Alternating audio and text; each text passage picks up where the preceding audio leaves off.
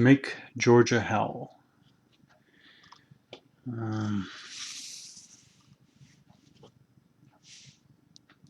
Game comes with one full-size map. One full-size map. And what the map covers at a scale of 2 miles to the hex. Yeah.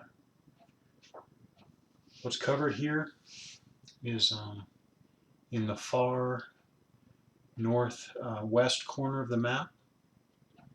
This is Chattanooga. Now ways down here through these mountain ranges all the way down here to Atlanta. So the map is generally the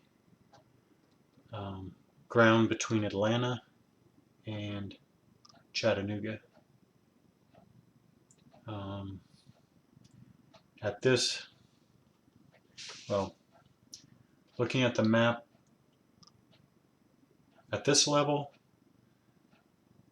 it looks rather plain. At this level, it pretty much looks like a hex grid, some major rivers, some mountain ranges, some towns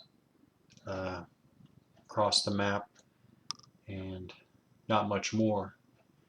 But actually, when you get down closer, it's actually very nice. Actually a very nice map. So this is a good example of a close-up detail of what the map's made up of. So we have the city towns. This is Cedartown here. And then you have across the map, you have all these little named locations, which are really just landmarks. You got Orbank, Fish Creek, Goddard's, Pineville, Taylorsville, and it goes on and on. So we've got roads. You have a road net. We have these streams, and we have bridges throughout. And over here we have basically the brown hexes. Brown color is slope or rough. I'll go with slope because that's what the train key says.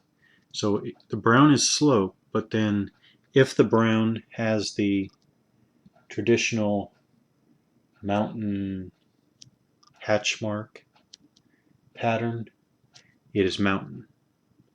So we have slope, mountain, mountain. You basically have this mountain range here.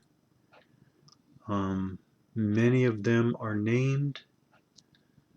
I don't see one here, but many of them are named. So we have Coosa Mountains. The names are very, very faint, but they're there. You got John's Mountain, Horn Mountain,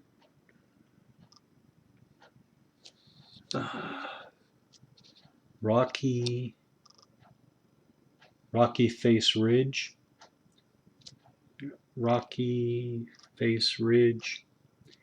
Here you got another town, town of Dalton, with the railroads, obviously. And that one is a rail tunnel where the rail marks go white. It's a rail tunnel.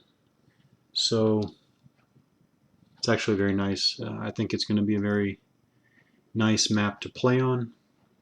It has a, if not a period style, it at least has a, turn of the century feel to it, with the fonts and the even the clear hexes have this hand-drawn pattern, which looks like fields or such. It's actually very nice to look at in person. So, in game terms, again, we're concerned with roads. There's only one kind of road. Rivers and streams, railroads, city towns, historical landmarks, bridges, slope, mountain ridge, rail tunnel, and fortification.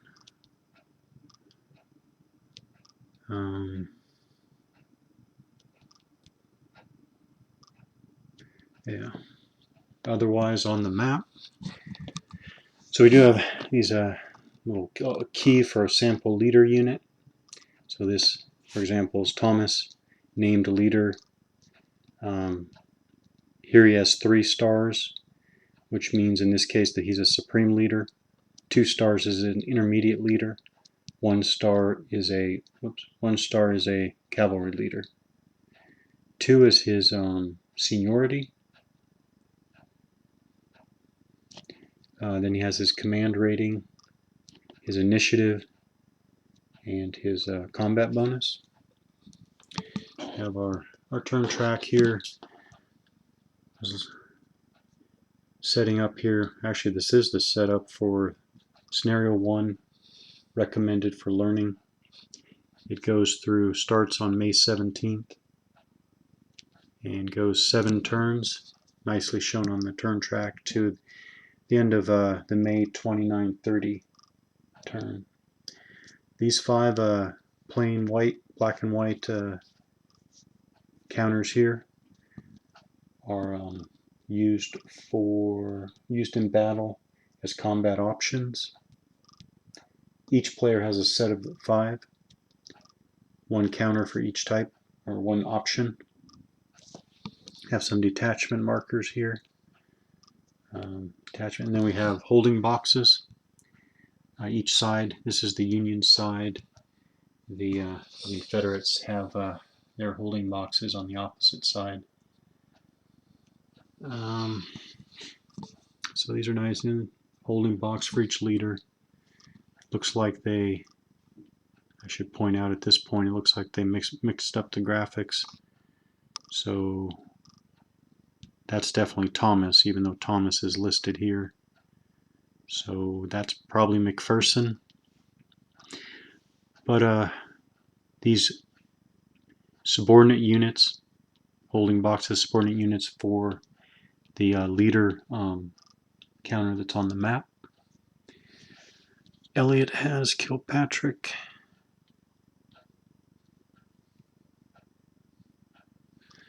All right. So again, here's the overall map. Scenario 1 starts out with the forces facing each other here, vicinity Cassville. So yeah, that's for scenario 1 anyways. Those are all the leaders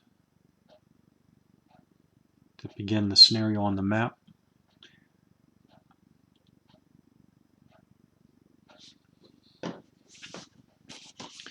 Alright, this game uses some mechanics that I don't think I've ever played with before.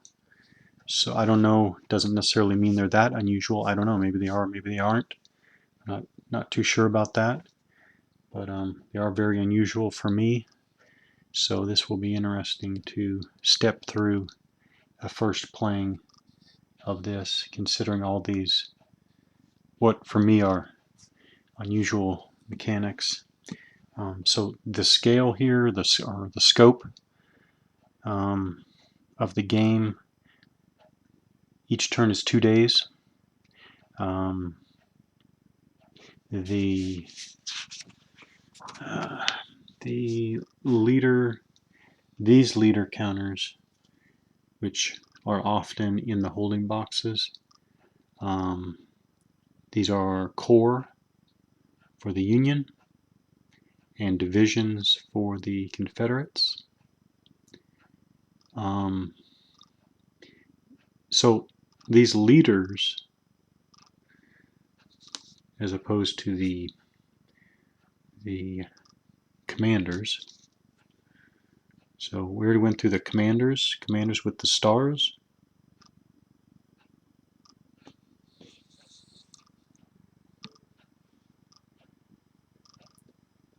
So went through the commanders with the stars.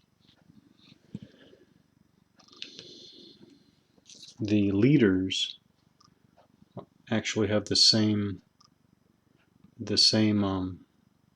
counter layout, but they're distinguished by, instead of having stars, they have an infantry, cavalry, or artillery NATO symbol on them. And as well, in the game, these counters have an assigned strength points, or strength points are assigned to these units. So Dodge starts this scenario with at 36 infantry strength points. And that's shown on the record sheet here. Well, one side's Confederate. This is the Confederate side of the sheet. This is the Union side of the sheet. You should photocopy this to use it, especially because not only does the Union want his record sheet, Confederate player his record sheet, but you're also going to jot down the current strength of the units here, so photocopying is a good way to go. So like I said before, that was Dodge. Dodge is starting hex, although he is with McPherson. Let me double check. Yep, he's with McPherson in hex 2022. So therefore he's in McPherson's holding box. And like I said, he starts with 36 infantry strength points in this scenario, and then it shows you that he is subordinate to McPherson, although the green, I'll show you one more time, the green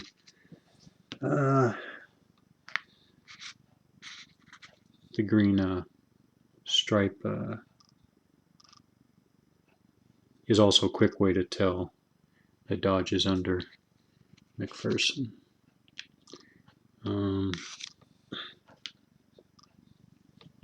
Yeah, so this is the record sheet, one for each side.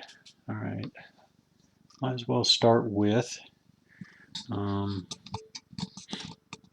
real quickly, some of the things involved in the game right away to get an idea. It does come with these wagon counters, which will factor into the game. Mechanics, you got railheads. This scenario starts with a Union railhead. So by way of reference, back here again is Chattanooga. There's Chattanooga. And then, so the Union rail supplies are coming down here to this railhead right there, which is about a dozen. There's about a dozen hexes behind Sherman, the ranking leader in this scenario, the ranking leader for the Union overall. So here's the Union front line, basically. So front line, Sherman, Supreme Commander, rail line back to the railhead, and railhead either goes, well, a rail line goes due north and also goes northwest back here to Chattanooga as well. You have rail cut counters, entrenchment counters, constructing entrenchment counters. This is a Confederate dissatisfaction counter used on the Confederate dissatisfaction track. Yep. don't know much about that yet. Bridge destroyed counter, pontoon bridge entrained, prepared position and constructing prepared position, and CPs received. There are these numbered CPs received counters, and just in a very general sense, in this game, commanders are transmitting or broadcasting, I think is the term used here.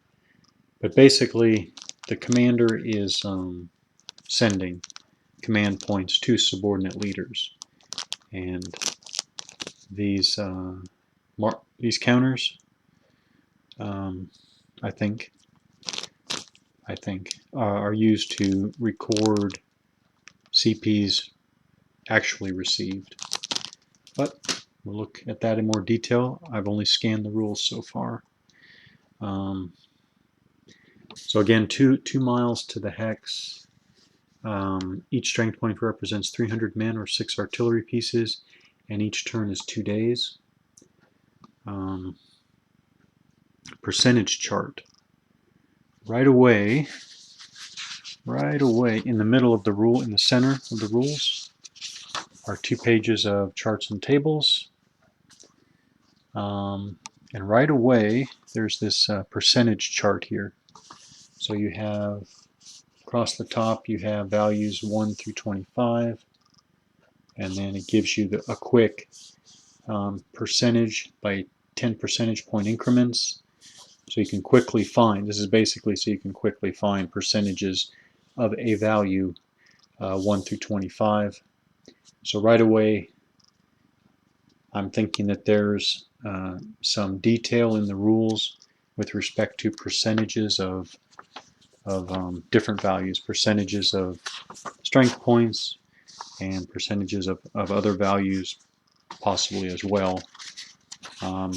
I like that. I guess some people might say, they don't want to keep looking up a percentage table, but I like that. That's telling me that there's going to be maybe the somewhat arbitrary rounding off will be kept, I guess, to a minimum, is maybe one way of looking at it. But I like that Markham, the designer, is going to pay attention to details down to at least the 10% increment. Player record sheets, like I said, this game you are going to keep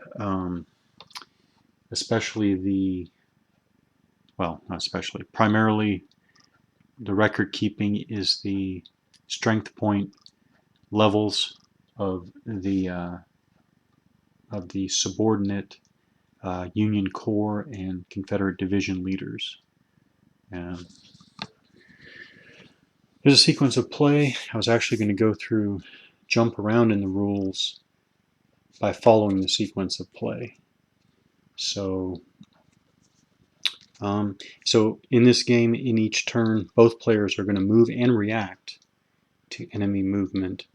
So one player is moving, one player is attempting to react, and then all battles are resolved in one combat phase.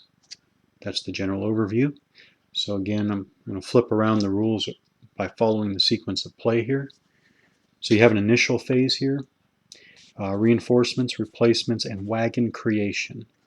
So reinforcements, in fact, this first scenario, I don't see that there are any reinforcements in this first scenario. Yeah, it just looks like the first scenario is just a fight between 2 forces already on the map. So let's take a look at the scenarios.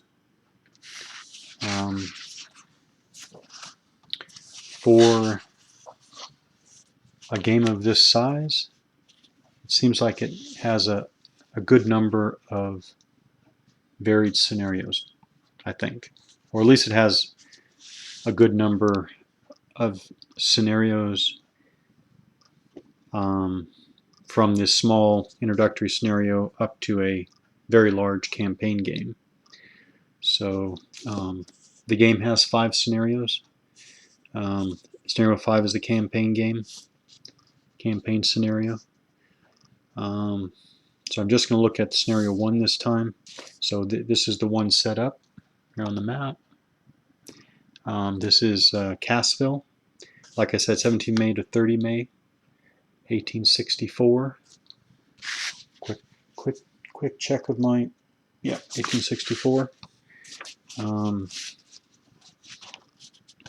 So this scenario simulates the proposed Confederate counterattack at the Cassville line. So that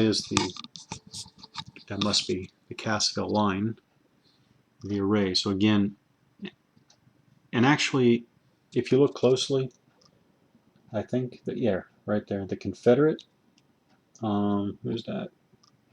Jackson's cavalry there, and Elliott, the Union cavalry leader there.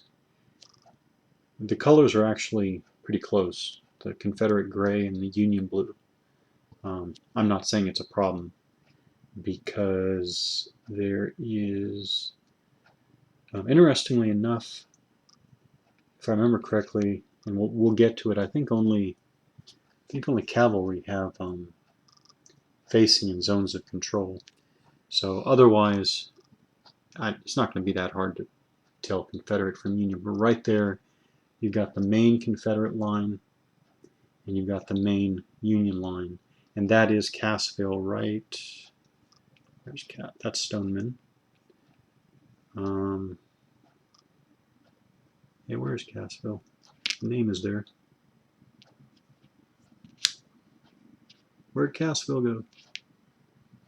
Oh, okay, that is Cassville. I thought it would be bigger. All right, so that is Cassville. So this is the Cassville line that the scenario is referring to. So this is this simulates the proposed Confederate. See if it focuses. Counterattack at the Cassville line.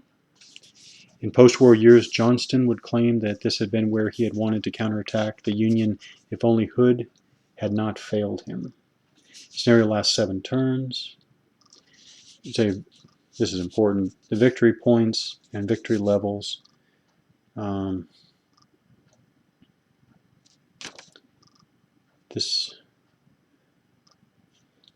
From this table here, anyways, this looks to be like the Union players looking to seize key towns, locations.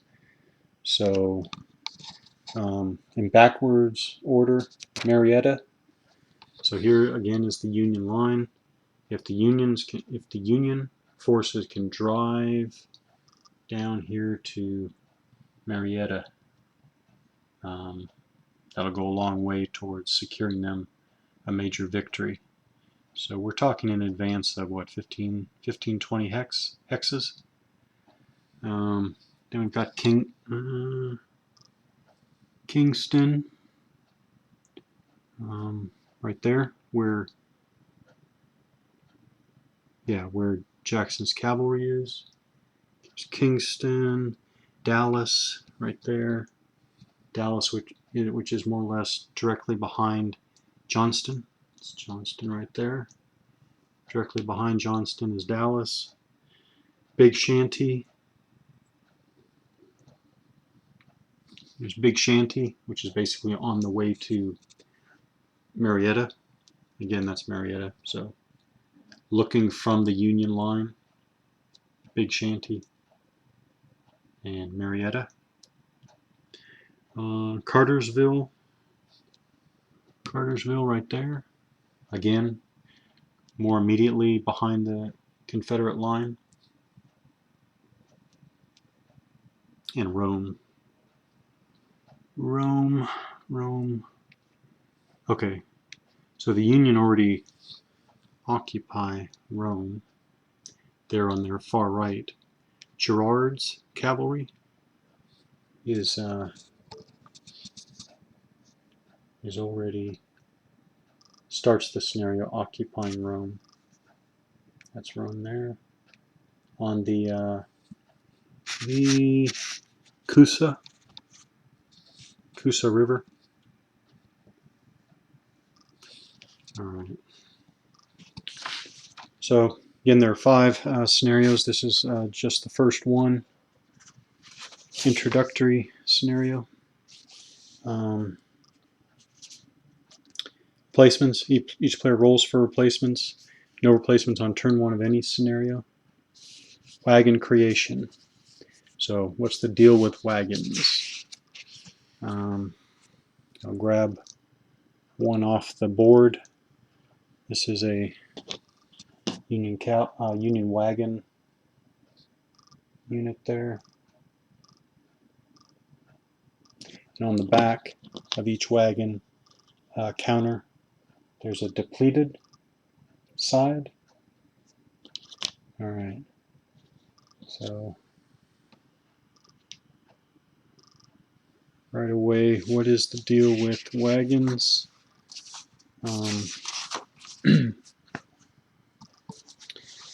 So wagons are under the supply rules. Supply rules, you've got your depots. There are 2 types of supply sources, wagons or depots. So each side has depots, and then there are wagons. Wagons carry a limited amount of supply and may become depleted due to combat. Okay, so wagon depletion under combat. Basically, a wagon used to supply combat may become depleted. Immediately after choosing a combat option, the player rolls the die. So if the option was pitched battle,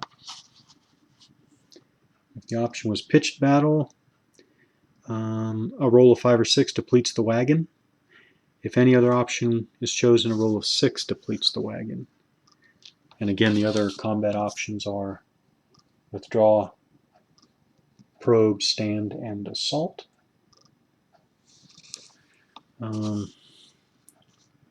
Okay, place a depletion marker on a wagon which becomes depleted.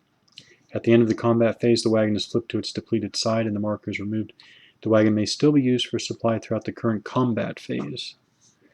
So there are little wagon depletion and wagon depletion counters to put on temporarily before you flip the wagon to its depleted side.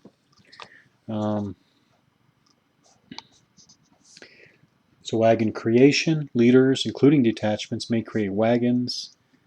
Leaders spend a full movement phase in a depot hex.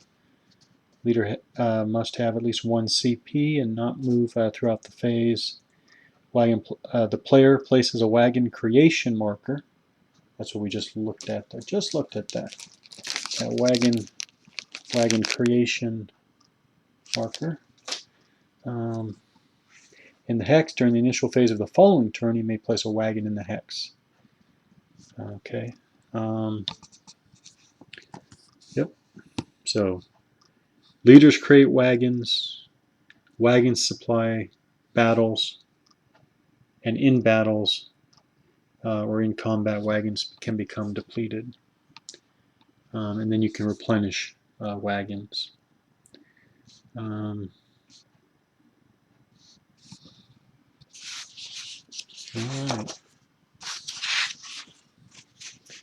right, that was wagon creation under the initial phase. Then we go to the initiative phase. This is the first step of the initiative phase as Hood replaces Johnston. This is only in the campaign scenario. Skip that. Initiative. Union player rolls for initiative.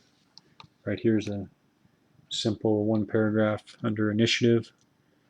Section 4 of the rules. In the initiative phase, the Union player rolls the die. On a roll of 1 through 5, Union player immediately chooses who will be the first player, move first for the turn. On a die roll of 6, the Confederate player chooses. And there's an exception. See scenario 5. Okay, scenario 5 is the campaign. Then we go on to the first command phase. Basically, that's made up of a command points step and a broadcast step. So under the command points step, the first player determines how many command points are available. All right, this is where we get to section 6 of the rules, which in terms of page and a half to 2.5 pages, almost 2.5 pages. Wait, my math is way off. I mean, well, over a page and a half of rules just for command. So this is the part where I'm going to have to take my time and step through this step by step. This is the part that I don't think I've ever played a game that does this or has this type of procedure, although I'm guessing that this procedure, I could be completely wrong, but this procedure might be related to the Zucker, some of the Zucker games. I'll find that out later when I play some of those. But anyways, under the command section of the rules, we have command points, which are very important, central to the game. All right, we'll talk about under command points. They talk about units movement allowance. It is determined by the following procedure. The basic movement allowance for each type of unit are found on the train effects chart. I don't think that's technically correct. I think they mean, okay, so yeah, there's some reference stuff here. There isn't a train effects. What they said? There isn't a train effects chart. There's a movement cost chart, which is probably what they're referring to, because you got your terrain types. You have infantry, cavalry, and wagon artillery, and it looks like, yeah, movement costs. Okay. And then you have movement rates over here in movement points. Infantry 8, cavalry 10, militia 6, supply wagon 6, artillery 6, and unaccompanied leaders or commanders 10. So that's what we actually have. Movement rates by type and movement costs.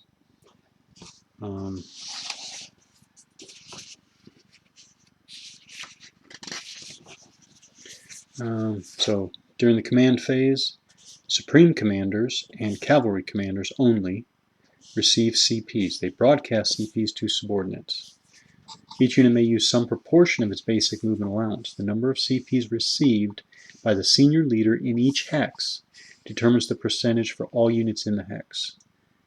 This sounds very interesting, so I don't know how it's going to actually play out in practice, but so just to look at the modest sized Union force here. So we got Sherman, the Supreme Commander, and we also have Elliott, a cavalry commander. Elliott's a cavalry commander because he has the one star there.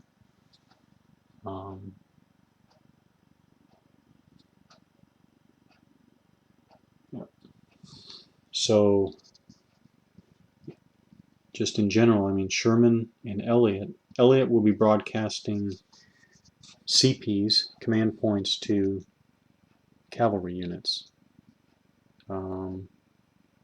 Except, so here's Gerard, he's cavalry. Yeah, Gerard is under Elliott. I know that because I'm looking at the Union record sheet. So he is under Elliott, so presumably Elliott is broadcasting CPs to Gerard. And here's McCook over here. McCook is on the left, Union left flank. McCook is also under Elliott, so presumably he's broadcasting CPs to McCook as well. Stoneman is cavalry here, but has the gold band because he is under, wait, no, I take that back. I think, all right, I'm showing for this scenario that Stoneman is actually under Elliott too. So Maybe the gold band is used for another scenario or some other circumstance. So here, according to the Union record sheet, Stoneman is under Elliott as well.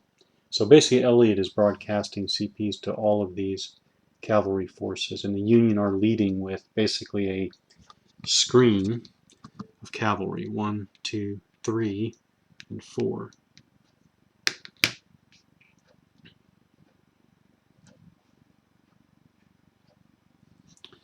All right. Stacking effect, receiving command points. So just as a general overview, you got receiving command points, you have broadcasting, you have intermediate commanders, you have command points in movement, 6.7 modifier to command rating, and 6.8 restrictions, and 6.9 line of communications. Okay, so you got those 9 subsections under command.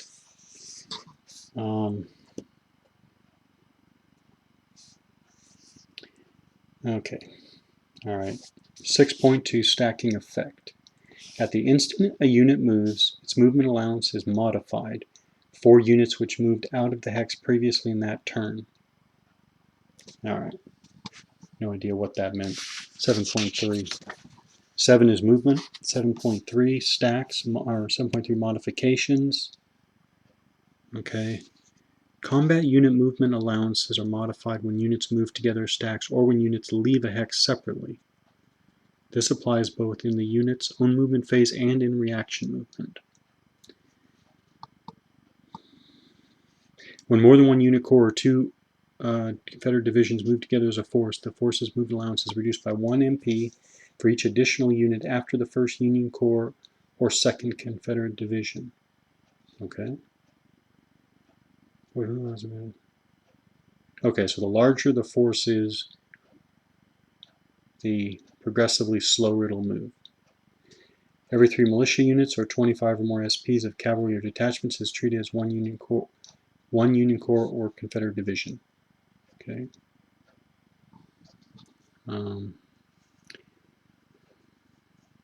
Okay, if units which begin the movement phase stacked together move out of a hex separately, movement allowances are affected.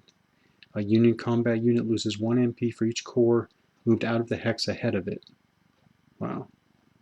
Confederate combat unit loses 1 MP for each division. Any other units, including detachments, cavalry, or artillery, have no effect. There is no cost for enemy units. A wagon's movement allowance is never reduced for units which have left the hex. So basically, as units file out of a hex, units that leave the hex later are going to have their MP reduced, in a prorated fashion. But a unit always retains 1 MP. Okay, interesting. Receiving command points. Receiving command points. During his command phase, that's what we're in, right? Yep, command phase. Yep. During his command phase, a player determines how many CPs the Supreme Commander and Cavalry Commander have for the current turn. The player rolls the die, once for the Supreme Commander, okay, so that would be Sherman for the Union, and once for the Cavalry Commander, Elliott for the Union here. He modifies the die roll for line of communication. All right, modifies the die roll for line of communication. 6.9, line of communication. When using the command point table, okay, so there's a command point table. What does that look like? Command point table, unless they mean command tables. 6.3, 6.4.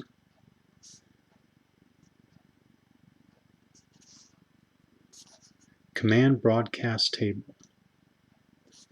Command point table. That's got to be it. Okay.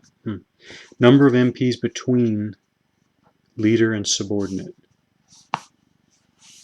Result is the reduction of command points received by subordinate.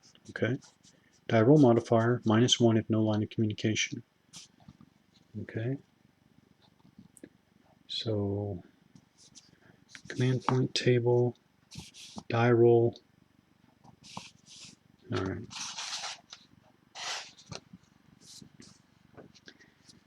All right. Line of communication. Player must check whether the commander being rolled for has a line of communications. Whoa. When using the command point table, player must check whether the commander being rolled for has a line of communications. Lock. LOC. When using the command broadcast table, you must check whether the broadcasting commander has a lock. Okay. A Supreme or Cavalry commander traces a lock to a friendly depot. Lock may be traced over at most 4 non-road hexes to a road or rail hex, and then any distance along a continuous path of road or rail hexes in any combination to a friendly depot. Okay. Okay. Alright, so he modifies the die roll 4 line of communication. Okay, so whether there is a lock or not, I'm assuming. On the command point table, he reads the result corresponding to the modified die roll. The result is the number of CPs the Supreme Commander or Cavalry Commander receives that turn. 6.3 and 6.4. Which, if correct, is labeled there on the command table. Command broadcast table, okay. Command point table. Roll separately for each table. So these are combined tables.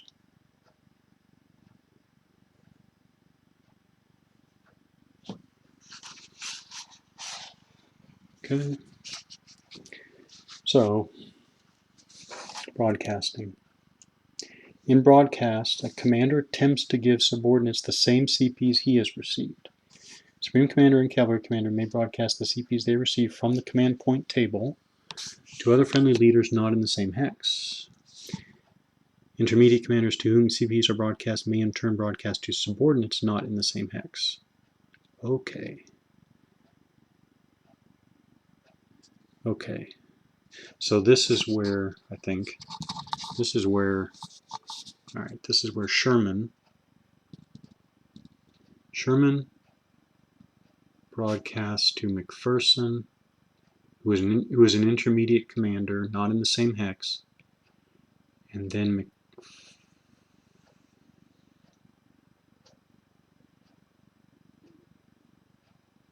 so I guess he can in turn broadcast to another unit that is subordinate to him, not in the same hex, assuming. Commanders never broadcast to units in the same hex. Their own command ratings determine movement allowance for units in the hex. Each commander may broadcast only to subordinates.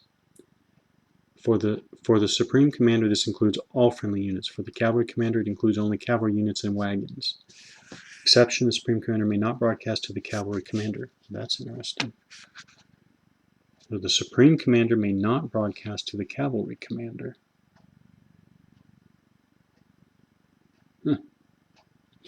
Only the senior leader in each hex receives CPs by broadcast. Okay.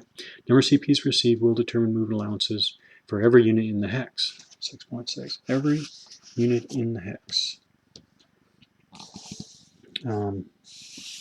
Command points and movement. Compare the Supreme Commander's CPs to his command rating. Okay, and express the ratio as a percentage. For example, if he has 1 CP and his command rating is 2, his CPs equal 50% of his rating. This is the percentage of his basic movement allowance he may expend this turn. All units stacked with the Supreme Commander use the same percentage of their movement allowance, even if they do not remain with him during movement. Exception, wagons and artillery. For all other units, select the senior leader in each hex. Okay. Modify his command rating if necessary. Okay, 6.7. Modifier to command rating. If 3 or more combat units are together in hex and no commander is present, add 1 to the senior leader's command rating when determining movement allowance or commitment.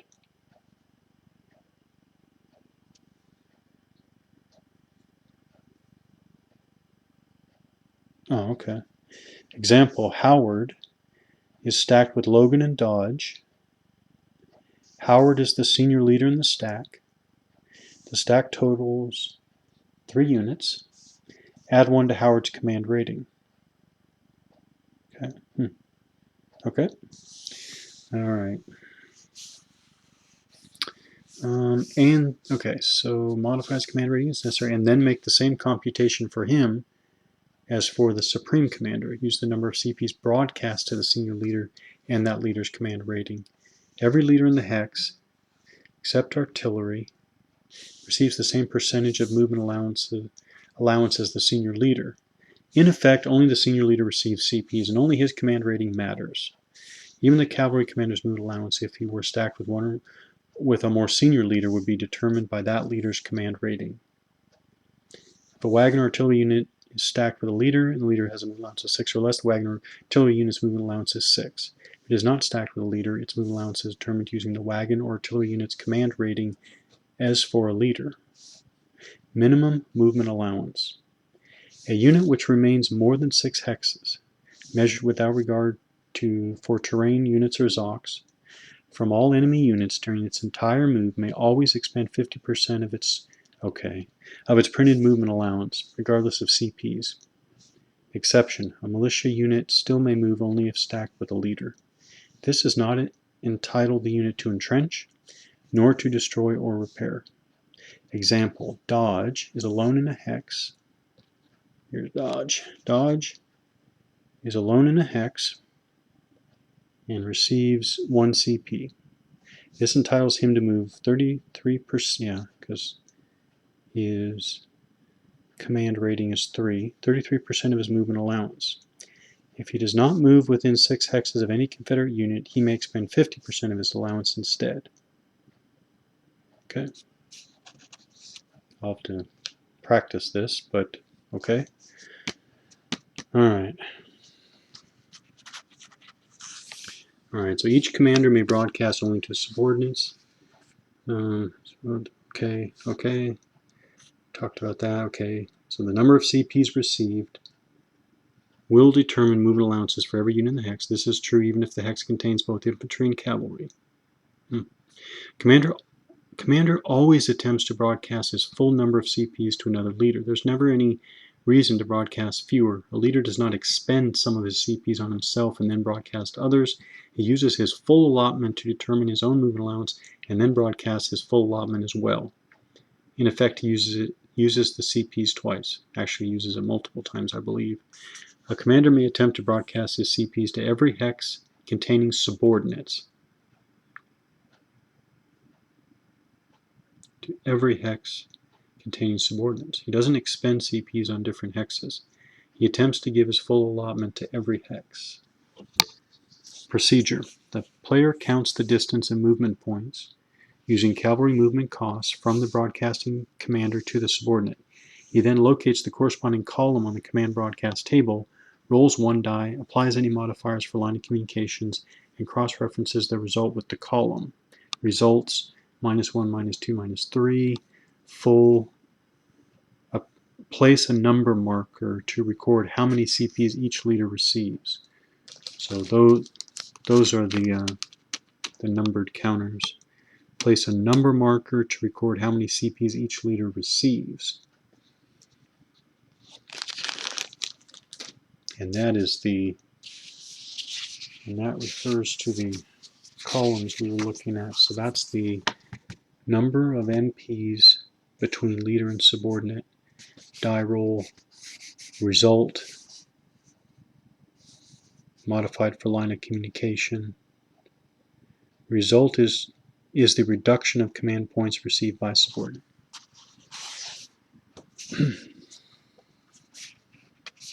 Broadcast range.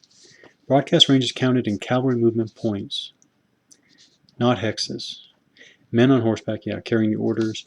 When computing broadcast distance, do not count the broadcasting commander's hex, but do count the subordinate's hex. Any distance traced along a friendly, intact rail line counts 1 regardless of terrain. In effect, you may use the railroad.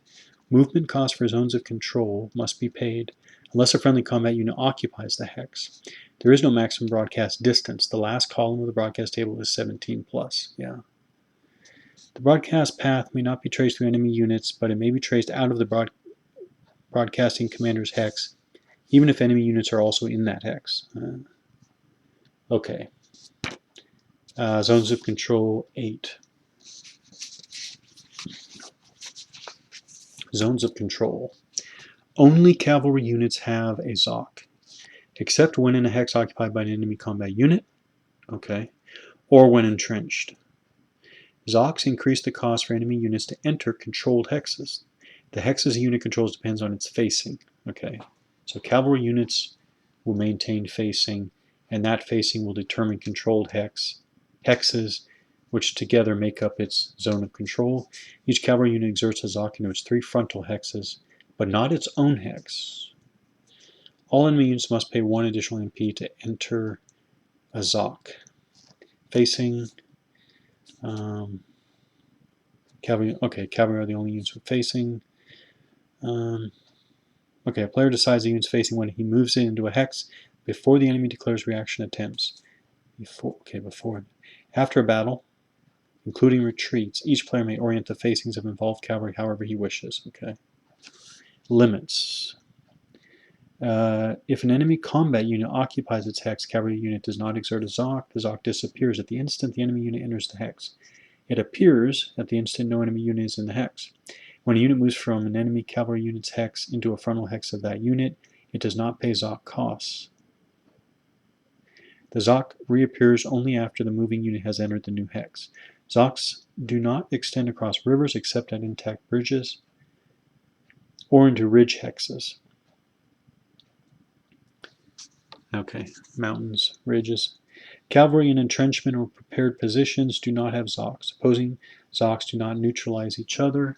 Effects. Units do not need to stop when entering an enemy ZOC, but must pay 1 additional MP for every such hex entered.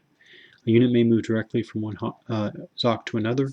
ZOC costs are not cumulative. A friendly combat unit in a hex negates an enemy ZOC in that hex for purposes of command broadcast, but not for movement. Okay. All right. All right. Intermediate commanders. Intermediate commanders. Okay. McPherson again.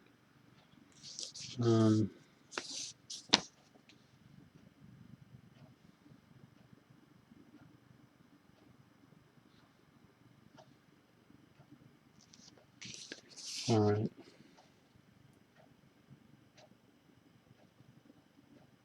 So McPherson has a seniority of 3. All right. That can be seen. Seniority of 3. He's an intermediate commander because he has 2 stars. His values are 2, 2, and +2.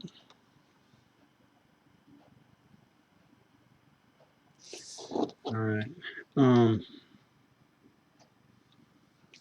In the player's command phases, after the Supreme Commander is broadcast, okay, so Supreme Commanders go first. Each intermediate commander to whom CPs have been broadcast may broadcast those CPs in turn to subordinates. Intermediate commanders do not receive CPs from the command point table. Each subordinate may receive CPs either from the Supreme Commander or from its intermediate commander, but not both. Okay. Player may always choose either to broadcast directly from the Supreme Commander or from the intermediate commander. That's what I was wondering about. Why wouldn't the Supreme Commander just broadcast to everybody? The player would want to use the intermediate commander only if that reduces the broadcast distance. Interesting. For example, if the Confederate player uses the Supreme Commander for a particular hex, he can't try again with the Corps Commander. Okay. Example, Johnston is 5 movement points away from Hardy and 9 movement points away from Cheatham using cavalry costs. Cheatham is 4 movement points away from Hardy. Sounds like a, what were those called? Little story math problems.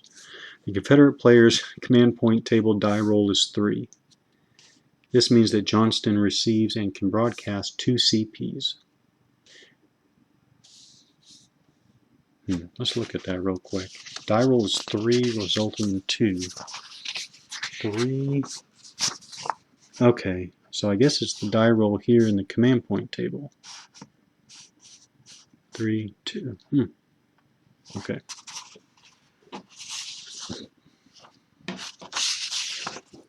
Okay, so back to our story problem. Okay, so Johnston broadcasts to Hardy. The Confederate player rolls a 3 and checks the 5 to 8 column. Okay. The full result means that Hardy receives 2 CPs, the full amount Johnston has. Rather than have Johnston broadcast to Cheatham on the 9 to 12 column, the Confederate player has Hardy broadcast to Cheatham, who belongs to Hardy's corps. He uses the 1 to 4 column and rolls a 1. The -1 result means that one of the 2 CPs fails to get through, and so Cheatham receives 1 CP. And I guess you would mark Cheatham with a 1 CP marker. I'm assuming. Okay.